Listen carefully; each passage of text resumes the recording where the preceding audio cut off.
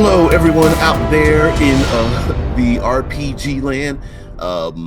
Thank you for joining me, all you creatives and community and kind folks out there.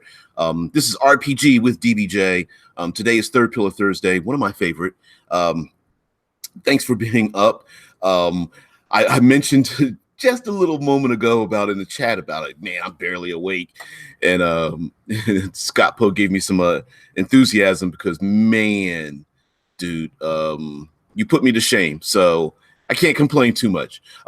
Anyway, Third Pillar Thursday, what the hell does that mean? Third Pillar Thursday has to deal with the three pillars of gaming. There's combat and social interactions as two of those three pillars, and the third one of my favorite, is exploration, using the environment, and all those kind of things. One theme that I've been running through this week, if you could kind of tell very loosely, was organic growth and change. So I thought, hey, it's Third Pillar Thursday. I love using the environment. I love talking about movie scenes and stunts and just having great places to have conflicts and fights and stunts and everything done in your role-playing games, and having hilarity ensue when things go wrong. So I thought about, well, let's just talk about overgrown areas. Let's just talk about very simple things, or talk about the complexities you can have in very simple things, like whether it's like overgrown jungles and forests, or any place maybe it's a post-apocalyptic setting from the modern setting, and it's like a streets or malls or something that have been overgrown, or vines have a are overgrowing an area where things are destroyed. It even could be a sci-fi area where there's a planet with an abandoned colony or something, and the players have to go inside, and unfortunately vegetation has gotten inside and it's overgrown. And some of the small things, the simple things that we in many ways ignore, but you can use them to ramp up the tension and create little challenges, maybe even some problems for your player characters to go through, and then how the NPCs, your creatures, your monsters, your adversaries handle the same situation. Let's see. He says, hey Vince, what's going on? Okay. All right.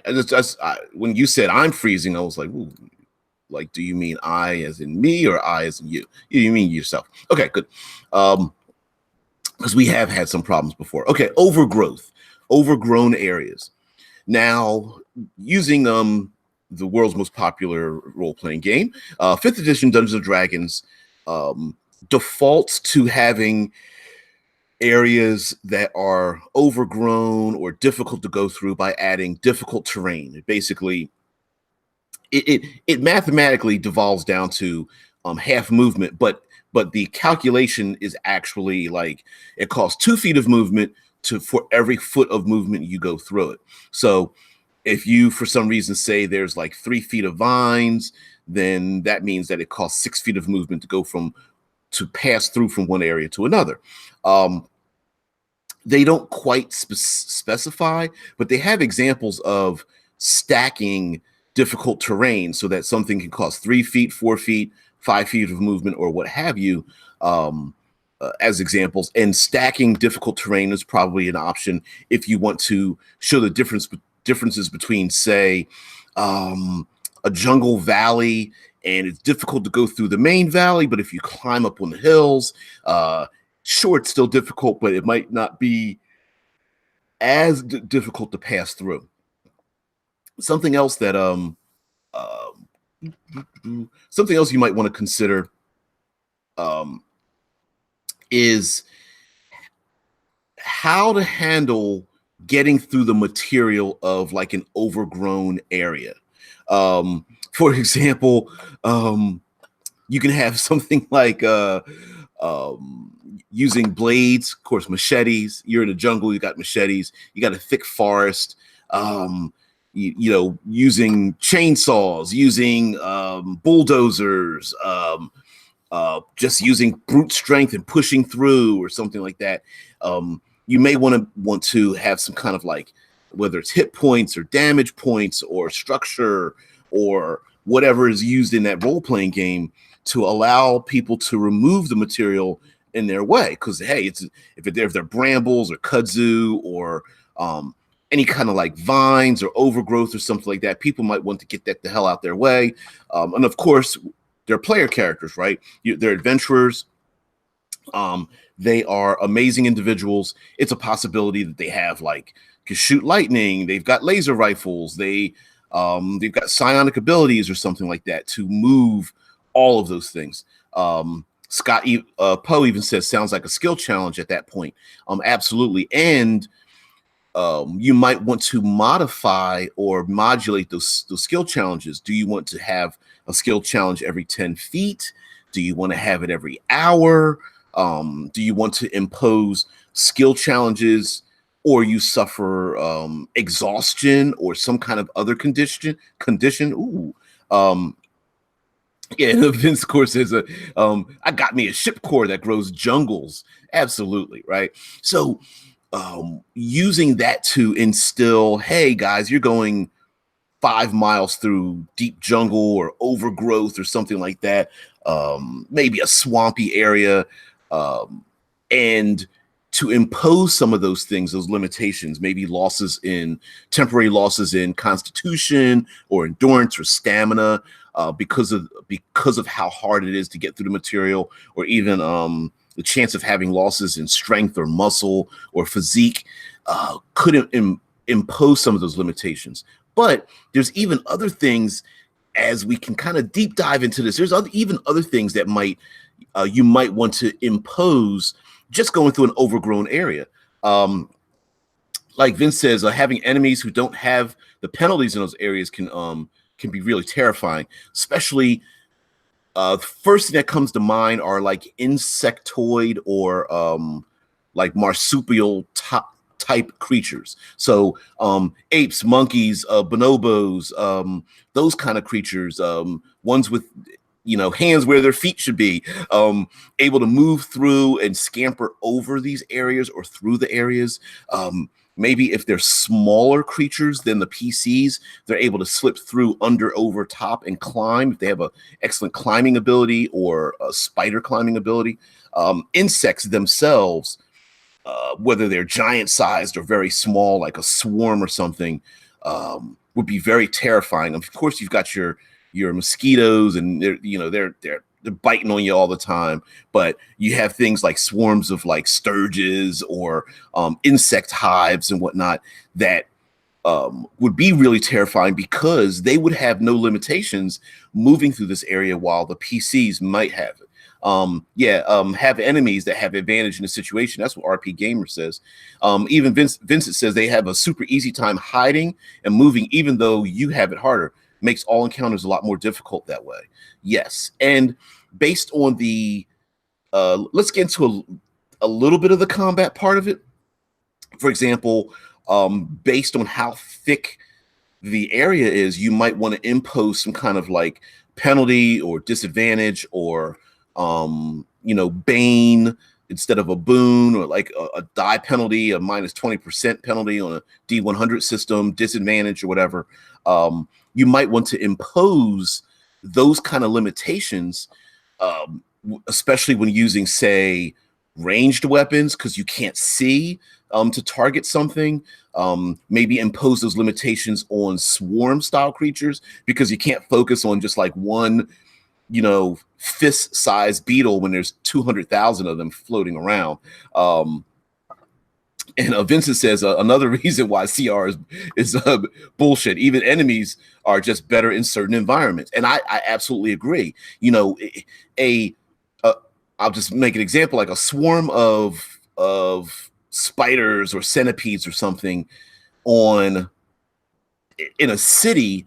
It's probably going to be a bit different than a swarm of spiders in a jungle, right? They're going to have that advantage of them, because that's why they live there, right? Especially natural creatures. But of course, we're talking about adventuring, and adventurers are going to places where these creatures live and they exist. A gorilla is going to have a huge advantage in a jungle over a PC, simply by the fact that they are adapted to that area. The climbing, the attacking from above, the snakes and things that and scorpions or whatever that can attack you from below, and you PC being able to target them very easily. So maybe a knife, a machete, a short sword doesn't have a limitation, but maybe that long spear or that halberd or swinging that giant maul or, a morning star might have some kind of limitation to hit them, target them, disadvantage or something of that nature. Vincent says having a group of apes that have a climb speed are a lot more terrifying in the jungle, where they can just avoid attacks by climbing up and throwing stuff at you. Snakes are insects that drop on you, or even enemies disguised as vegetation. And see, that's another thing too, that we're not done. When we talk about like overgrowth, it's like, oh well, let's just put difficult terrain and we're done. But you can play with it a whole lot. Scott even says ranged attacks, weapons, and rocks from the tree canopy while the party struggles in a difficult terrain those unseen attackers intentionally chose. Right. So your enemies, especially if they have a little bit of intelligence, I mean, the gorillas, monkeys, the what's another? Let's get out of that. Let's driders, some other type of climbing creature. Ankhegs, cave fishers, but just adapt them to a jungle. If they're climbing above and they can drop things on you, kobolds, jungle kobolds, lizard folk, they may be hiding in a canopy. They could have even their homes in a canopy, and they know, hey, this is the way the party's going to go. They get trapped inside. They're trying to move around. You throw stuff at them. Maybe the party has to make saving throws of sorts, or skill checks, athletics checks, or acrobatics to maneuver through, just to maneuver in and around these kind of overgrown areas and such. Also, using mounts probably would be not only problematic, but maybe even impossible. Maybe there's size restriction. Like, hey, if you're small size, you could establish a size restriction. If you are a small size creature or smaller, like tiny or small, you can move through it freely. But if you're medium sized or bigger, you're in a cramped situation, you're in a tight situation, you've got disadvantage. And by the way, 5th edition has rules for that. If you're in a cramped environment, I believe you have disadvantage on dex saves, and attackers have advantage to hit you, or something like that. Scott Post says Tassiloi from AD&D were like jungle goblins. I don't remember them, or I think I remember the creature. I didn't remember the name of them. Vincent says green kobolds that build traps out of trees. Trees and vines. Yeah, they could, like the classic Arnold Schwarzenegger fighting the Predator, right? You've got like the logs that fall down. You've got or the Ewoks even, right? You've got you could build tension traps where the trees are bent and locked down, and when someone walks by, the rope snaps and then grabs on the person's foot or arm and snaps them into the air. And use all kinds of nasty poisons. That's another thing. You got overgrown area, right? You've got contact poisons. We already know about poison ivy and poison oak. So you can have contact poisons that blind people, give them hives. Of course, you've got you've got poisons you can attach to weapons. There might be fruits or something that spill out spores or a gas or something. So you can use not just coated weapons, but breathing in poisons, or poisons that affect their skin or something. RP Gaber says doesn't even have to be a jungle or forest area. The plains have become overgrown over a storm, so even moving between towns becomes hazardous. Yeah, there's there are many places in the world where they have like invasive growth, like a plant that is not normal to the area, but tends to start to grow and take over that area. Vincent says the adventure Tomb of Annihilation has a large part of exploring an overgrown jungle. Actually, I've got Tomb of Annihilation sitting in front of me. Using rivers was key, and getting fly speed for a while was a reason to do a dangerous side quest, because traveling through thick jungles is super hard. And you guys can use, not just in a chat, I'm saying everybody can use rules to bring about that difficulty, whether it's having disadvantage on opportunity attacks, or preventing opportunity attacks at all. If someone tries to run away from you or move away from you in the jungle, the minute they move out of distance, you may not be able to see them or target them effectively, or turn around to spot them. Also consider the fact that there are many abilities, whether they're magical abilities or psionic abilities, that require you to be able to see your enemy or ally to have an effect. If they are 10 feet or 15 feet away from you and you can't see them because of the overgrowth, you may not be able to use it. Yeah, there could be druids that started growing spiked vines everywhere. Scott says City of Omu in the Tomb of Annihilation. Okay. I haven't memorized the Tomb of Annihilation.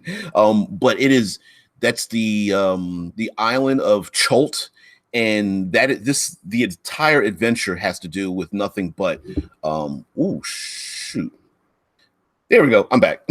Has nothing to do but exploring the jungle, and they have a couple of major cities, and then just the difficulty needing to find a guide to even find your way from one place to another, because making a straight beeline through a jungle is very difficult. One of my first dungeons in Pathfinder was a self-built Fey dungeon made out of grown plants. And so you can really have fun with overgrown areas, like just reskinning a lot of those vegetative plant-like creatures. Oozes even could be a side effect of something that comes out of the plants. You can instill even having like reskinning some of those traps, so where if someone tries to run through the jungle, they can trip and fall. Overgrowth tends to hide a lot of hazards as well, whether there's pits or things that can fall on top of you, or even reskinning some of those spells like entangle spells, web spells, whole person spells, or something where, it might be so thick that if you try to struggle, you just getting wrapped up in it, and you're going to need your allies to help you get out of it. Even the possibility of having your hands and or feet entangled, and so those really cool somatic spells that require you to use your hands may not be able to do that. So there are many things that you can do to make an overgrown area, and modulating the difficulty. 1 acre of land or something, or this hilltop might be harder to climb, but once you're up there, it might be the vegetation might be less, and then allow maybe a view down into the valley, which might be so much harder to pass through.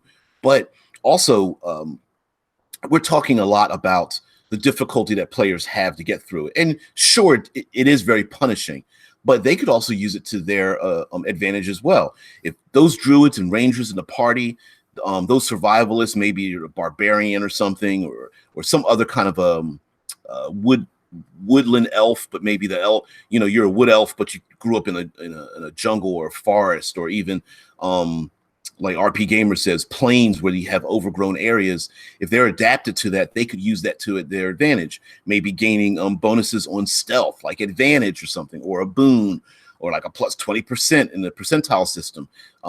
They could use that to their advantage to sneak up on their enemies, whereas even natural creatures would use that to their advantage as well, whether they're a nasty predator, like a jungle adapted displacer beast or something that takes advantage of the fact that the players are separated or struggling to get through. And Vincent says, I had a lot of riddles and encounters in there where they had to avoid living vines or spores, some parts where there were enchanted fruit and water. And because of overgrown areas, you can really ramp up the encounters. I know a lot of people, you hear about random encounters, and random encounters suck. Really, what's great about overgrown areas is that you're going to have a lot of life. And when there's a lot of life, you're going to have a lot of opportunities to have cross encounters with not just one type, but multiple types of animals and beasts and even NPCs. So maybe the players hear NPCs, maybe they're jungle folk, like lizard folk, who are tracking some other kind of like dinosaurs or other jungle like creatures. And so you might have like a little triangle there. You may have swarms of insects that are carrying leaves or pieces of fruit from one place to another. So you can have an overgrown area that is alive and having those creatures and those monsters and those things performing actions that are not necessarily focused on the PCs. There might be, intelligent gorillas that are all they're doing is just, eating the tasty fruits and bark or plants off the trees. And you come along and they're just like, hey, we don't know what you are, so you're a threat. And maybe you're a threat to their little babies or something like that. Or they have their little communal home, nomadic home that they've set up for a couple of months. Scott says, I have a nature cleric in my game, which is a wildland anyway, and I use plant life as a lure, leading the party into dangerous areas in pursuit of free reagents. Yeah, that's another thing too. Like those characters that are like alchemist or herbalist or something. Hell, even magic items. Instead of magic items, taking something from the cipher system, they have ciphers, which are like one shot, like one use items.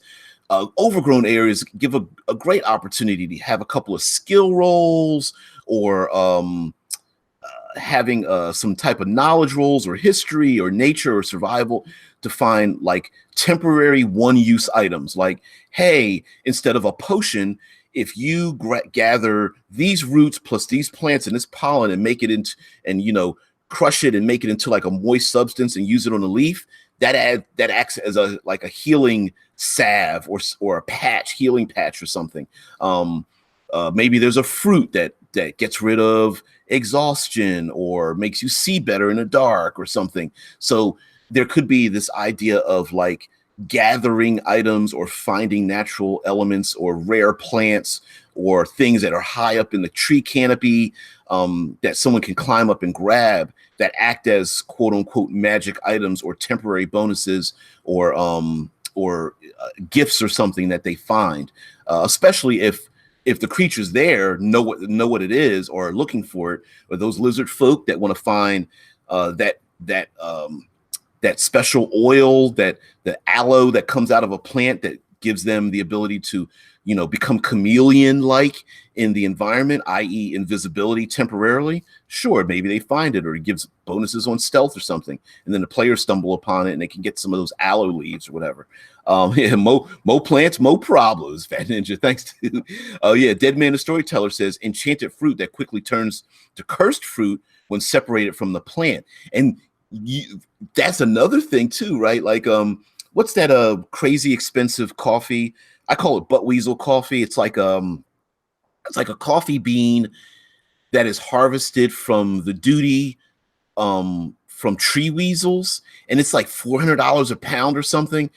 Anyway, the coffee, you can't grow the coffee any other place because specifically the butt weasels eat the coffee beans, and then somehow their stomach acid does something to it and they shit it out. And then people harvest those beans from the duty and harvest it out of little piles of a crap or poop or a dookie, and then they cook it into coffee for like $400 a pound, which I human beings. But anyway, the idea could be like, you've got this overgrown area. The minute you pick the fruit, there's like a countdown, a time limit. Or it could be like, if you reach into the plant, the outer rim of the plant is dangerous, right? And like, Raymond Coleman, breakfast talk with DBJ. Yeah, scatological humor is my favorite. So, but it could be like gathering the good nectar might be dangerous for you to get it, and then maybe it only lasts an hour or 10 minutes, or you actually have to process it in a particular manner to get the goodness out of it. Otherwise, it could turn poisonous. Stomach cramps.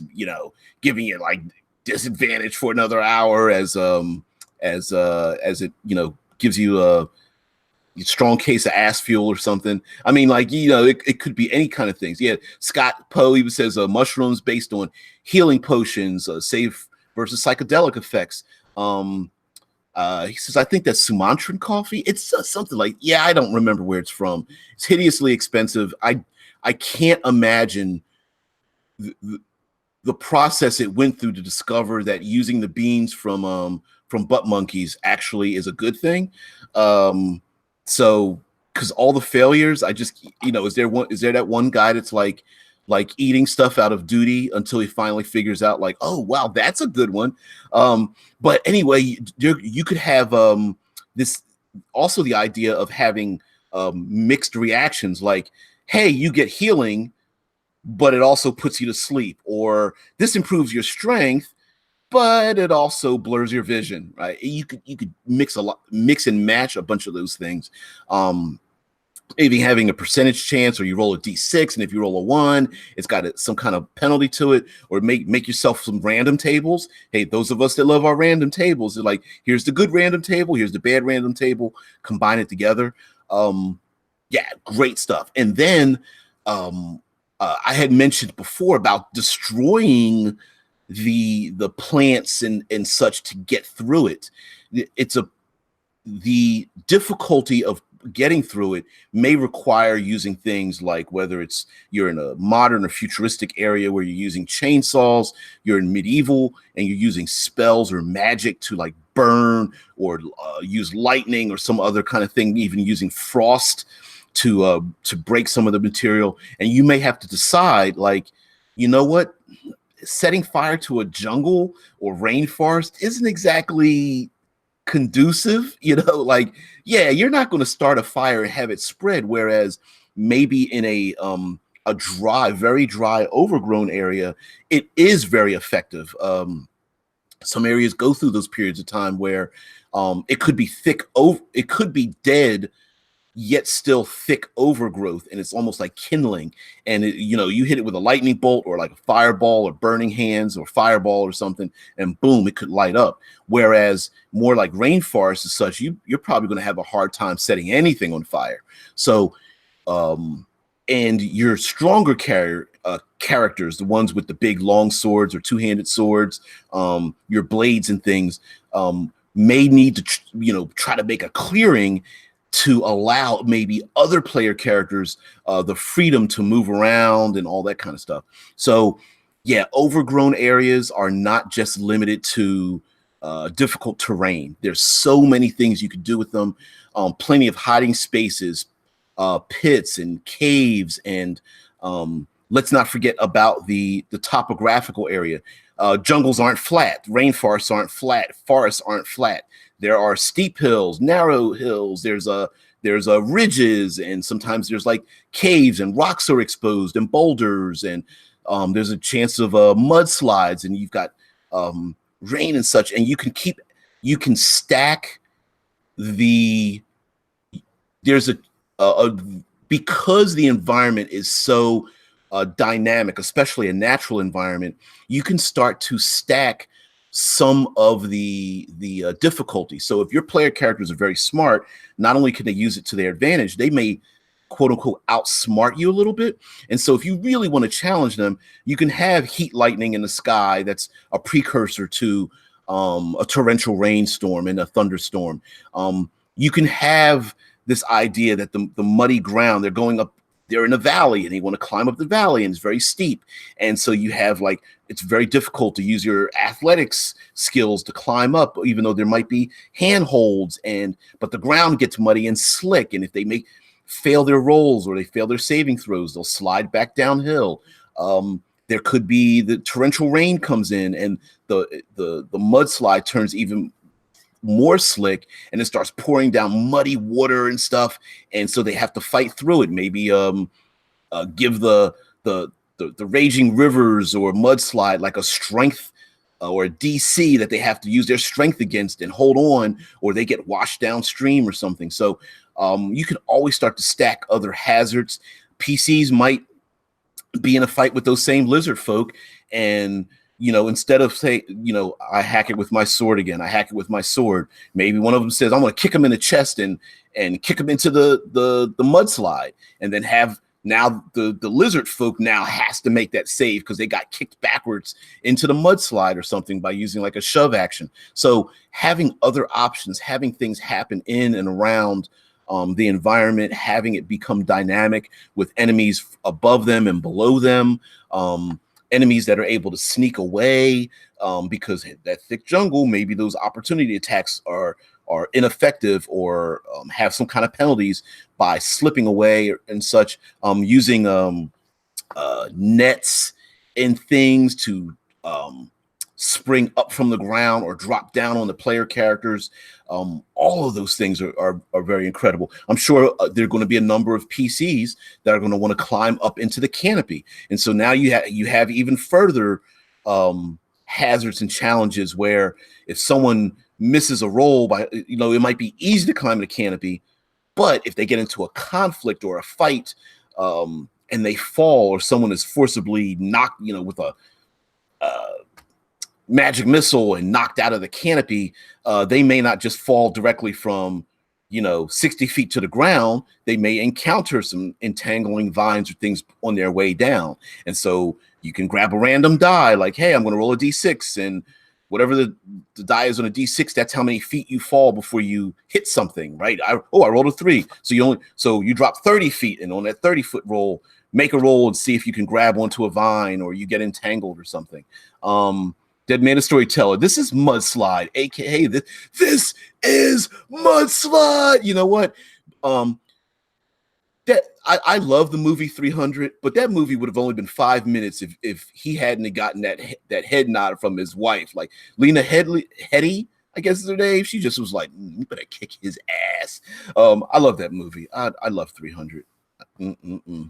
Anyway, Scott Poe, drop a D4 timer after round 1, at which time a wandering monster arrives to the combat.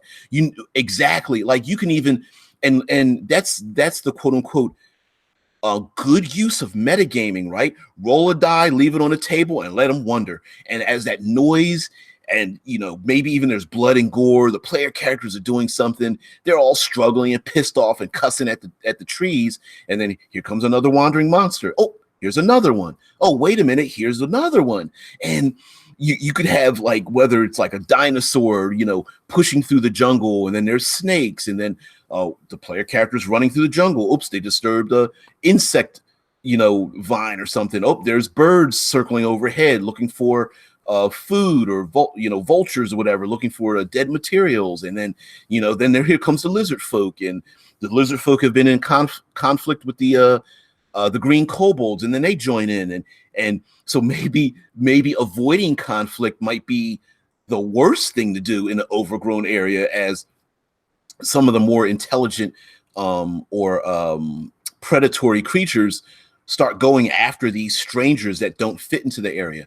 You can also do BFF monsters, where the monsters and creatures live in synergy with each other. It's the idea of the hippos or the rhinos that have the birds that just like hang out on their back, eating insects and bugs and things. Like you could have like lizard creatures, dinosaurs, insects that live in synergy with other things like birds or those marsupials or what have you, living in the trees, and they just happen to live with each other in synergy because maybe the bigger creature dislodges what's really good to eat, or maybe they have long necks or tusks or tendrils or something that can grab at fruit or foliage that's high in the air, and then these other creatures live on it, and you can make up those things. So maybe I don't know, I'm trying to think of something that's non intelligent, like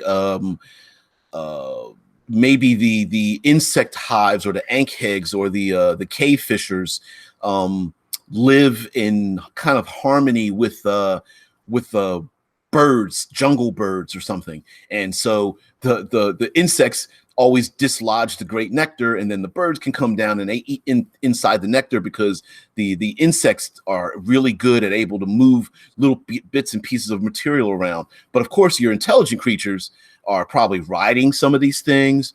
They use them as pets.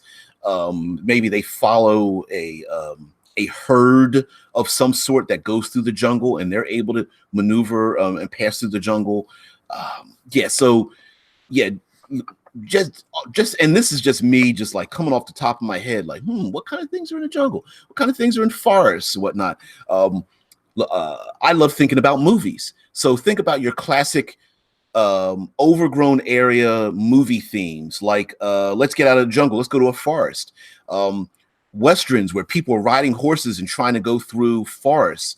The barefoot person that's escaping a killer that runs through the forest, and they're getting whipped in the face and their bodies getting slashed by the tree branches and such. The person riding on a horse is trying to dip and dive before they raise their head up, and then they get knocked in the head as they're trying to ride on their horse or other kind of mount, as the person on the ground, maybe medium-sized creature as opposed to the large creature, as the mounted creature, can't fit through it, and of course, boom, fails a roll, gets knocked in the head, knocked out, while the person running through the ground is able to dip, dive, and dodge around some of the trees and things, using them as cover. So you can have plenty of opportunities to use cover, to use stealth, to have, again, things up in the tree line where people can sniper. The chances of tree branches falling on other individuals, whether they're brittle or something. Even the idea of like throwing your voice, or throwing a rock to distract someone, where you have, the movie Sniper was really good about that. Like using little tricks of the trade to have something, breaking a tree branch so you know where you're going, or dangling a necklace so that it blinks in the light to distract the sniper that's out in the wild or whatever. There's all kinds of things you can play with. So I'm running out of steam because I'm trying to think of so many things in my head. I know there's a ton of ideas you can pull from for jungles and forests and things. For some reason, my mind is stuck on these westerns, but I know there's things that's far more than that. There's always the serial killer that's got like a barn or a cabin out in the woods, that knows the area, and the victims don't know the area, and they use their knowledge of the region to their benefit. So you could have an area. I'm so sorry about the sneeze. Sorry, it's that dust again. Anyway, yes, very unprofessional of me. Anyway, using overgrown areas, using lots of conditions, whether it's exhaustion or losses of strength or constitution, modifying things like movement rates, modifying things like, hey, if you dash, you have a disadvantage to do something versus moving very carefully, and being able to target enemies, target your own allies. Getting lost is also a possibility. Getting turned around if there's some kind of enemy that attacks the group and the group starts to separate. The rogue wants to go off one way, the ranger goes off another direction, the barbarian runs into battle, and you got the wizard and the cleric looking at each other like, where the hell did everybody go? And I don't know what's going on. You could have that tension as well as them being lost or turned around in a big fight. The movie Avatar, jeez, why didn't I think of that? Avatar, yeah. Where that movie, despite the fact that the plot is pretty simple, Fern Gully, Dances with Wolves, and a ton of other things, really talks about a living, breathing, wild environment where they're running through the treetops and finding creatures. Yeah, Dead Man the Storyteller, it happens to everybody. Yeah, I get brain farts all the time. but you can't smell them. There's a scatological humor again. So the idea of having like reskinning some of those creatures, like in Avatar, they had like the floating jellyfish type of monsters, and they had like the big grazing monsters going through the areas where they had like the overgrowth and the pools of water and such. You can really grow it. Blair, ooh, in D&D terms, how did the Blair Witch operate? Growth, illusions, charms.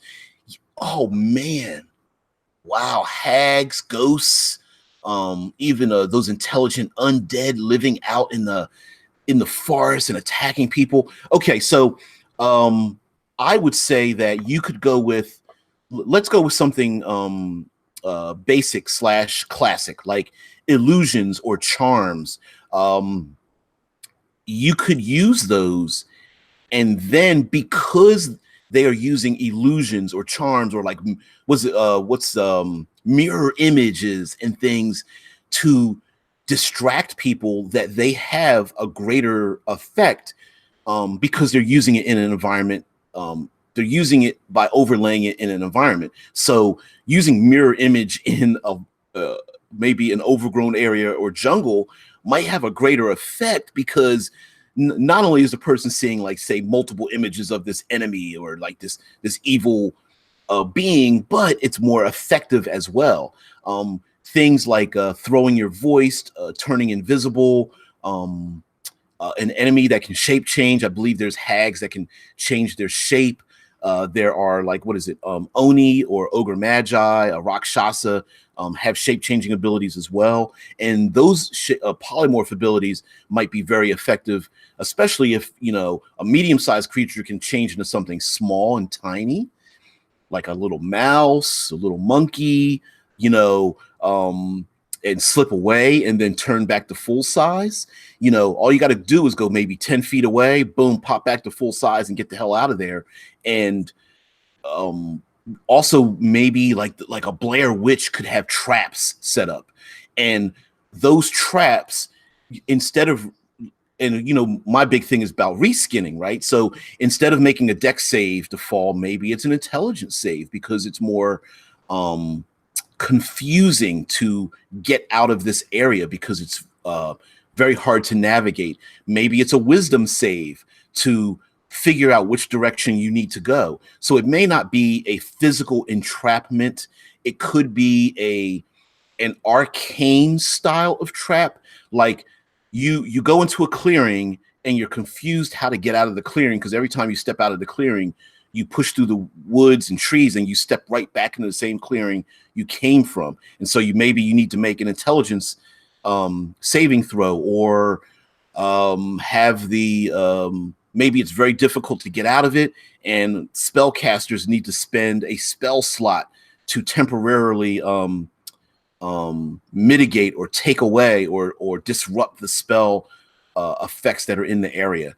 It could be that the witch has creatures on its side, and those creatures, instead of just being like, oh, it's monsters and they attack, maybe their only purpose, like it's like a violet plant-like creature, or yellow musk, or something like that. Maybe this evil witch draws the PCs into an area so that they fall into some of these things, like a man-eating plant, or hallucinogenic spores, or something of that nature. Even now, it's very hard to do horror, especially with traditional 5e. You might want to get a different game system, simply because most PCs don't suffer horror effects unless you want to use optional rules like madness or something, or fear spells, or a plug. In the cinematic environs, we use a despair mechanic, which operates its mental exhaustion. So you have physical exhaustion, and there's like 6 steps. We also have mental exhaustion, which we call despair, and it's like a despair mechanic where you use wisdom saves. So yes, it's a possibility to use that as well, to have some sort of like penalties or limitations. By the way, guys, it's Yeah, yellow musk creeper is one of the best plant monsters. Yeah, because it's like it it's a compound creature, right? So you've got yourself a combination. Yellow musk creeper gives you like undead, but they're not created from like a curse. They're created from, you know, the yellow spores. So when you fight them, you don't want them breathing on you. And you know, and imagine like seeing those like yellow spores like coming out of its mouth or something as like the undead creatures come after you. And remember, the undead don't need to be limited to humanoids. There could be undead cats, undead gorillas, even hell, maybe the yellow musk has invaded and infected an insect horde. And so you have yellow musk uh, centipedes or spiders or beetles or something. And the yellow musk plant itself, as its undead infected horde goes around, brings back victims to the yellow musk to infect it with the yellow musk, and that's pretty nasty. Detonate a storyteller, you know, or play a system that has that effect. And I'm sure you're absolutely referring to a system that has like a madness effect or temporary psychological disadvantage effect. You know, of course, any and every version of Cthulhu of any type would absolutely work for like a Blair Witch style game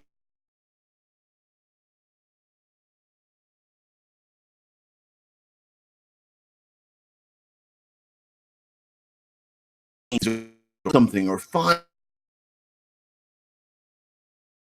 is causes the panic. It's the fear of the unknown, really, that really improves, like really ramps up the ability to not be able to resist going mad or something.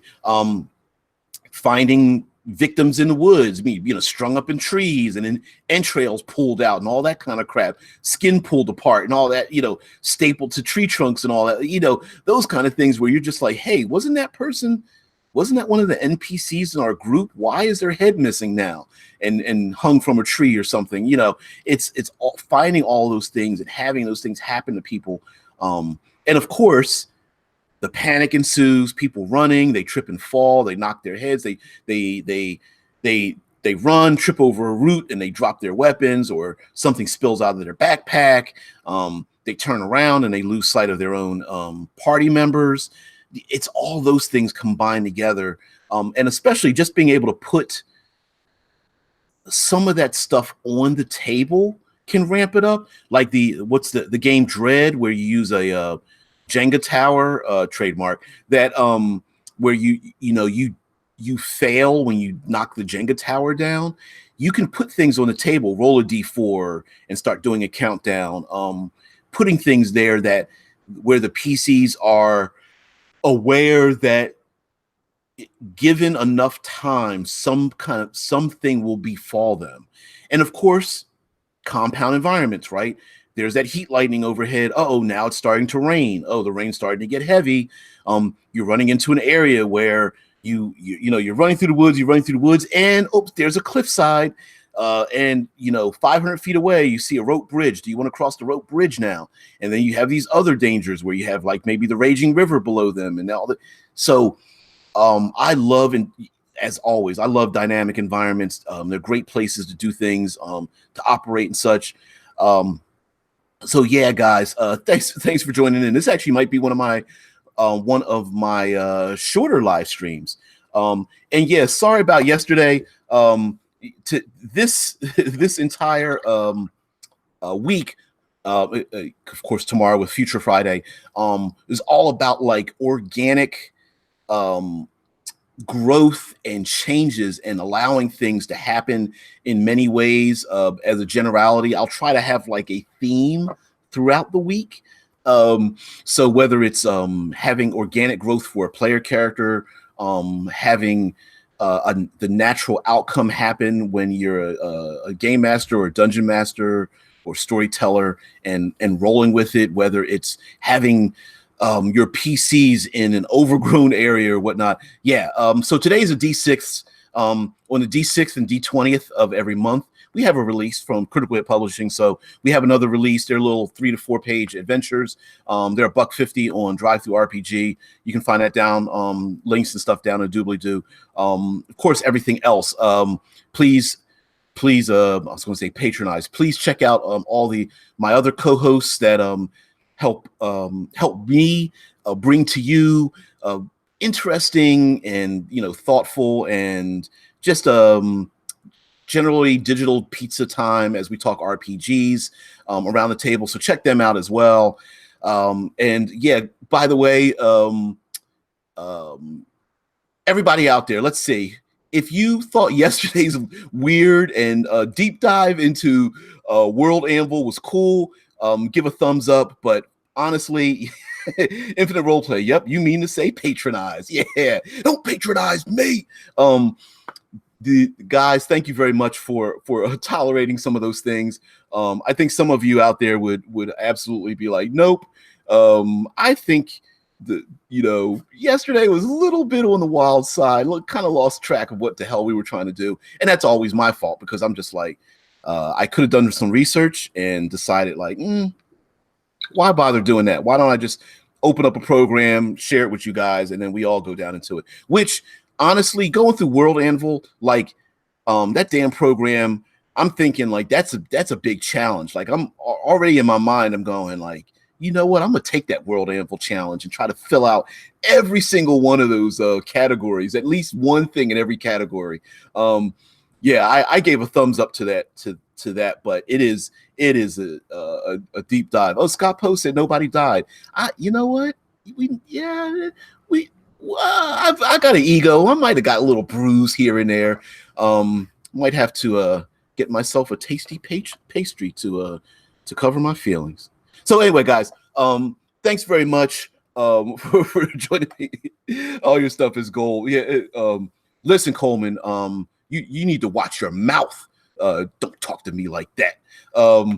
I appreciate it, man, guys. Thanks for joining me. Of course, if you're in the States, I'm up hella early. If you're overseas, I'm glad my timing is in line with you guys. This is like my morning cup of coffee. If you guys have any ideas or things you want to talk about or RPG things, ideas, please just join the Discord and toss something in there, because I do check the Discord, and although I work a lot, although I'm not able to respond, I actually read each and every single comment all the time.